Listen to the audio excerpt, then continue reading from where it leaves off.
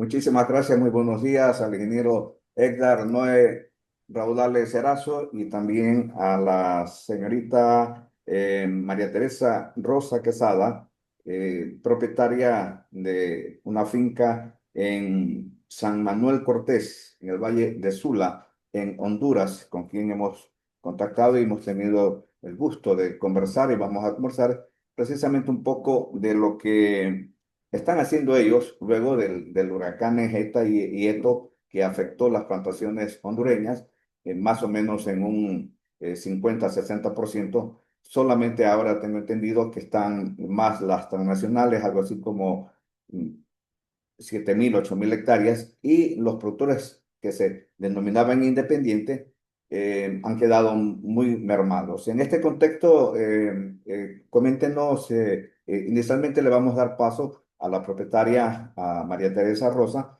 para que nos comente cuál es el objetivo, cómo están mirando ellos las perspectivas de producción en este contexto, falta de créditos, cambio climático y todo ese tipo de fuerzas que a veces contrastan con los objetivos de éxito que se buscan.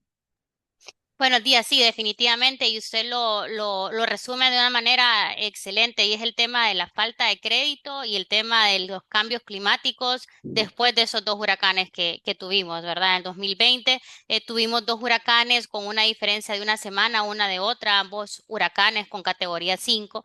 La finca actualmente es de 71 hectáreas. Quedó completamente inundada y tuvimos nosotros que buscar diferentes mecanismos para poder volverla a rehabilitar.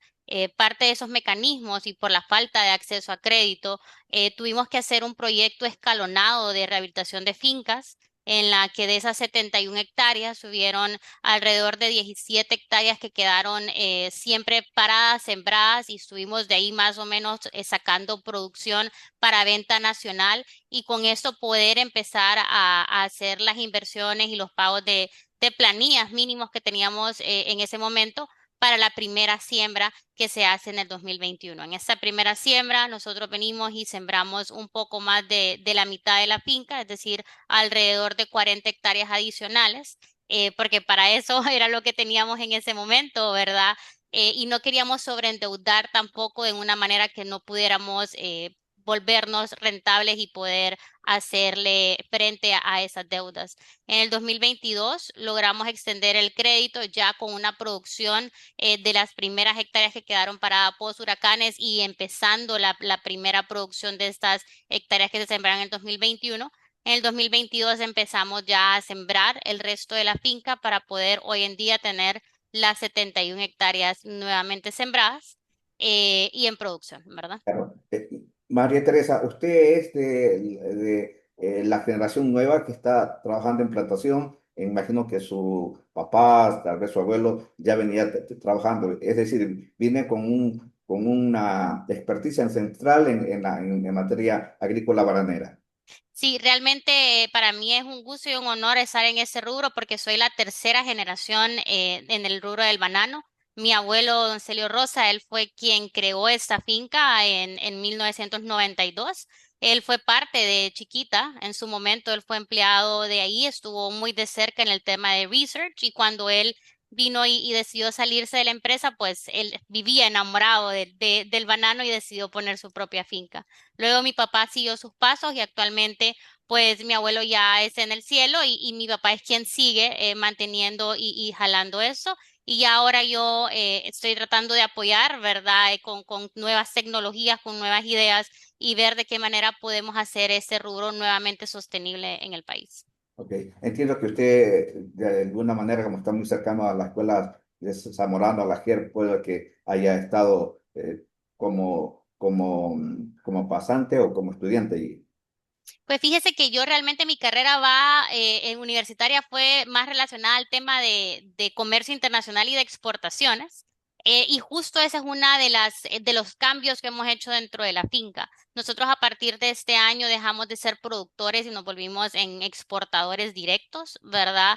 Y así comenzó más o menos mi apoyo en la finca, ¿verdad? Con todo el tema de exportaciones, de documentación, porque yo venía o vengo, ¿verdad? De una experiencia en esa parte. Entonces, he venido a complementar esa parte con mi papá, que conoce el manejo de la finca al 100%.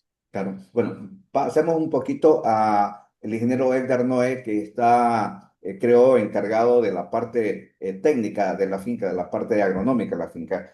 ¿En qué condiciones quedaron los suelos hondureños luego de ETA y Otto? Las inundaciones puede que traigan algunas ventajas, pero más ventajas que desventajas, en el sentido de que, ingeniero, todo ese mantillo llega a las plantaciones y parte de ese mantillo también hay que evacuarlo porque está, pero allí también hay un caldo de cultivo de bacterias y hongos que podrían afectar. Coméntenos cuál fue el reto más duro para poder volver a nivelar la producción, a equilibrar la producción. Bueno, el reto más grande fue el hecho de que pasaron mucho tiempo en que el agua no salía, el agua estaba ahí estancada y eso provocó que se hiciera un trabajo bastante arduo, incluso en algunas zonas tuvieron que hacer romper algunas áreas para que el agua saliera. Es cierto que dejó mucho terreno, permítame. Dejó mucho mantillo bueno del que usted menciona, muy bueno, pero también alguno de ese residuo que quedó no es muy bueno, porque en algunos casos, este, algunos de los cables que tenemos actualmente todavía arrastran algo de algunos hongos que hemos tratado con nematicidas. En el año pasado se aplicó un ciclo de nematicida, pero en términos generales, el beneficio es más bueno que malo, ¿verdad? Claro, ahora, en la producción antes de estos eventos climáticos de huracanes estaba, entiendo, en un promedio de las 2.800, 3.000 cajas. Al momento, ¿en cuántas cajas están? De hecho, fíjese que esta finca es una de las fincas de los productores que han existido en Honduras muy productiva, aunque el terreno que hay acá es un terreno arcilloso, no es un terreno, por decirlo así, de mejor calidad, pero esta finca ya logró en algún año 3.200 cajas por hectárea. Y cuando llega ETA y OTA estaba allí en una producción más o menos en 2.700 2.900 cajas por hectárea. El año pasado no llegamos a las 2.000 cajas por hectárea. Y este año que teníamos una proyección de 2.500 cajas por hectárea, pues tampoco vamos a llegar porque en noviembre del año pasado hubo una tormenta llamada Sara que dejó bastante daño por la lluvia que hubo y desde noviembre hasta marzo de este año hemos tenido un evento de más o menos unos 1.000 milímetros de lluvia, lo que hizo que el nivel freático subiera mucho más de lo que normalmente la planta soporta y eso nos provocó que tuviéramos una pérdida por lo menos de un 41% de la plantación. Entonces, estamos ahí viendo si llegamos a las 2.200 cajas por hectárea este año. Todavía no perdemos la esperanza, pero sí la inversión que se está haciendo en cuanto a nutrición, ya sea la nutrición al suelo como también la foliar, es muy robusta, muy ambiciosa para poner esta finca a más de 3.000 cajas por hectárea. Claro. Hace poco tiempo asistí a un seminario que dieron sobre banano y se habló mucho sobre el estrés oxidativo que causa el calor y esto contrasta muchas veces con el desarrollo de la espora del hongo Cigatoca negra, el Mycoplasma frigensis, y que cualquier estrategia de control puede ser negativa porque el estrés, si no se combate el estrés oxidativo. Y todo este tipo de eventos que alteran el clima precisamente dan a que la planta se estrese. ¿Esto cómo ustedes están controlando? Porque veo que están trabajando bastante en nutrición.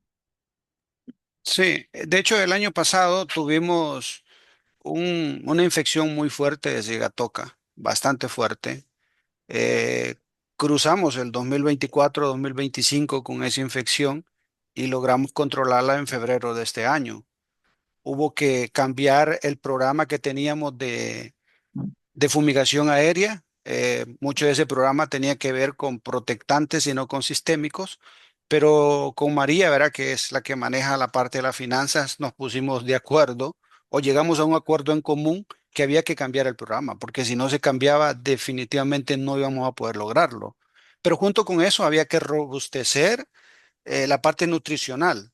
Y aparte de lo que nosotros empezamos a meter en nitrógeno, sulfato de amonio y otros nutrientes, también reforzamos la parte de la nutrición foliar y bioestimulante para poder contrarrestar ese efecto. Actualmente la plantación está limpia de sigatoca y viene con la condición de la plantación, viene de una manera muy bonita que esperamos que de aquí a 3 semanas nosotros podamos tener un pico muy alto de embolse, pasar de 29, 30 bellotas por hectárea, posiblemente en 10 semanas a 80 o 90 bellotas por hectárea en embolse. Claro, eso sería un crecimiento exponencialmente más allá del 100%. Si están en 30 y pasan a 80, realmente sería exitoso. En, ¿qué miedos hay respecto a la condición climática que se les avecina? Por ejemplo, la temporada huracanada de septiembre a noviembre, que podría ir en contracorriente con las expectativas que tienen, y todo el trabajo a veces se echa a perder. Bueno, todos los años es la misma historia por acá. Honestamente, ¿verdad? Es un sufrimiento constante, ¿verdad? Un Ya cuando estrés, viene la época de huracanes un hay que estrés. prepararse. Sí. Sí, ahora, la verdad, el año pasado, pues no fue tanto el problema de los huracanes. Sí le voy a decir de que ahorita el problema que tenemos son las altas temperaturas. Las altas temperaturas están causando bastante estrés en plantaciones donde el sistema de riego no es el mejor. Gracias a Dios acá se tiene un sistema de riego muy bueno y gracias también a la visión que tuvo el abuelo de María allá cuando se sembró la finca. Y obviamente aquí hay dos bombas de riego con una capacidad muy alta y entonces podemos hacer un ciclo en 8 horas fácilmente a 2 horas por aspersor. Pero eso no significa que la plantación no reciba cierto efecto negativo, porque entre más alta es la evapotranspiración, menos se absorbe el agua en el suelo.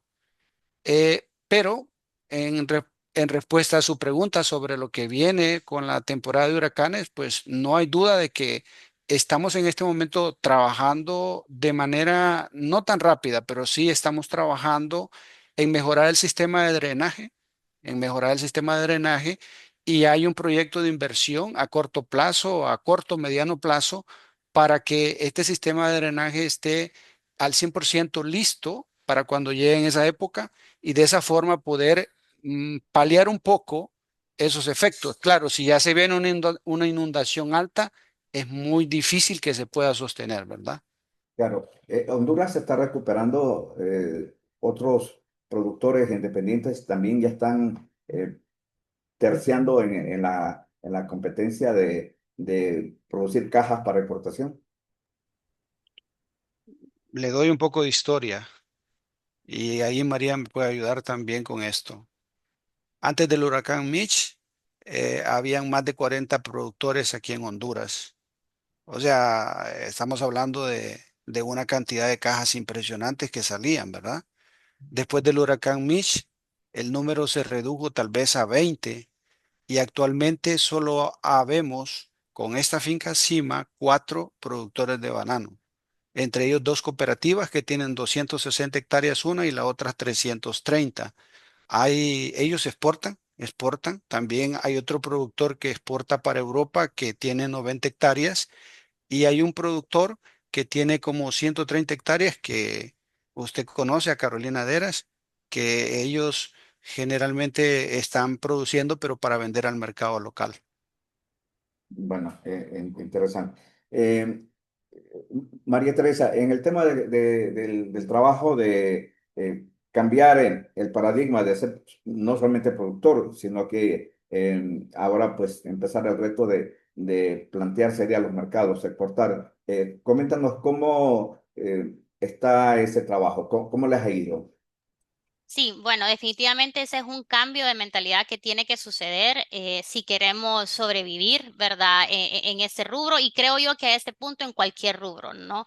El volvernos exportadores nos permite tener una mejor competencia a nivel internacional, nos permite también poder manejar un poco de costos, ¿verdad? Porque ahora ya somos nosotros quienes negociamos directamente.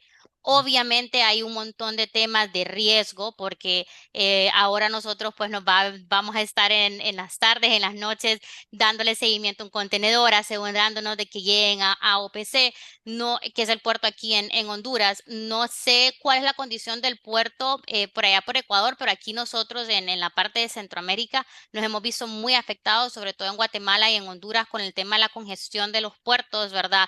Con los atrasos en los itinerarios de los barcos que aunque eso siempre ha sucedido, antes no nos impactaba quizás de manera directa a nosotros como productores, porque nos ponía el contenedor, lo llenábamos, cerrábamos y ahí era problema, ¿verdad?, del comprador. Ahora sí hay un tema de seguimiento y de responsabilidad adicional.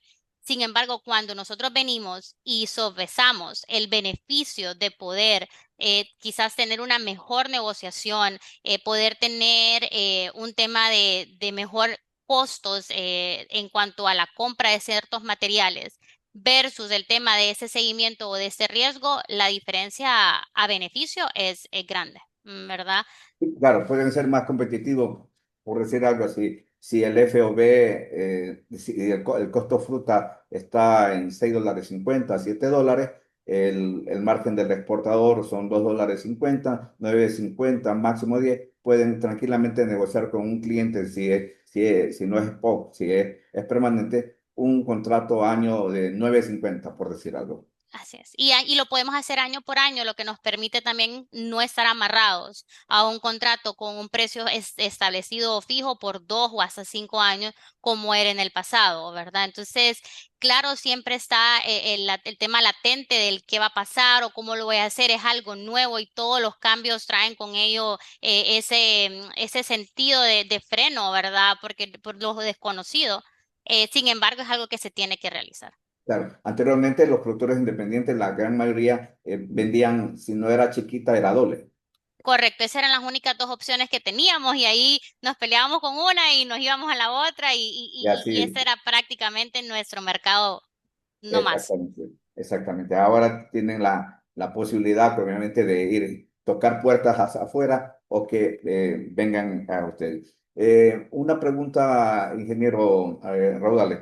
El tema de Moco y el Fusarium, ¿cómo lo miran ustedes? Porque acá, por ejemplo, tenemos muy fuertemente la incidencia de Moco y tengo entendido que Costa Rica también tiene, Colombia ya tiene endémicamente el problema de Moco en las plantaciones de plátano, pero ahora el salto cualitativo y cuantitativo del moco se ha extendido al banano y con mucha fiereza. ¿Cómo enfrentan ustedes ese problema de enfermedad? Bueno, por acá la incidencia de moco prácticamente es cero.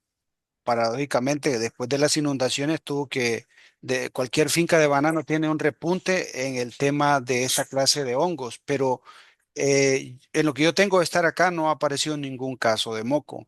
El tema del fusuario todavía no tenemos nada, nada de nada que repunte, ni siquiera una amenaza o una sospecha, gracias a Dios tampoco lo tenemos. Pero sí hay una situación ahí con esto y es el tema de este bichito, el picudo, que es un insecto, ¿verdad? Que sí ha incrementado en algunas áreas. No es algo que está fuera de control, al contrario, nosotros sí tenemos control de eso, pero eso es básicamente lo que ha aumentado. El moco y el fusuario, por los momentos, no tenemos ningún efecto. Ok. Muchísimas gracias al ingeniero Raudales y a la señorita María Teresa Rosa, propietaria de la finca en Honduras, en el Valle de Sula. ¿Algún comentario adicional que quieran aportar? Por mi parte, básicamente es que aunque sí nosotros en ese momento hicimos el cambio a ser exportadores, estamos teniendo una visión más grande o más allá de eso. Y hablábamos con el ingeniero Edgar hace un par de días atrás, donde tenemos que planificar dónde queremos estar dentro de 5 o dentro de 10 años ahorita. Y dentro de 5 y 10 años vamos a tener que volver a retomar esto. Y el tema del cambio climático, que hablábamos sobre eso y volvernos sostenibles en el tiempo para todos los rubros, pero sobre todo para el banano que nos hemos quedado atrás, tenemos que ir pensando cómo ponernos también al día, usando tecnología, usando el tema de la inteligencia artificial a través de sistemas o softwares que nos puedan permitir a nosotros mejorar la productividad y ser más asertivos sobre cambios que se tengan que hacer, ya sea en prácticas agrícolas o qué más podemos hacer al momento de qué fertilizantes utilizar, pero que nuestras inversiones sean más específicas, porque cada vez el rubro se vuelve más caro. Entonces tenemos que ser inteligentes al momento de invertir y asegurar que lo que vamos a invertir nos va a tener un retorno. Salirnos quizás del ABC, ¿verdad? Que muchas veces regamos lo mismo y creemos que todas las fincas necesitan los mismos nutrientes.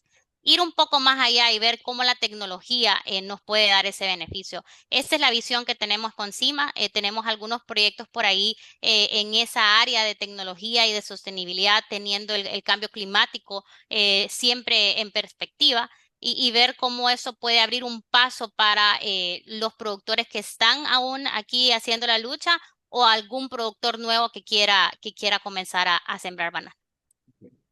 Muchísimas gracias en todo caso. Muy buenos días.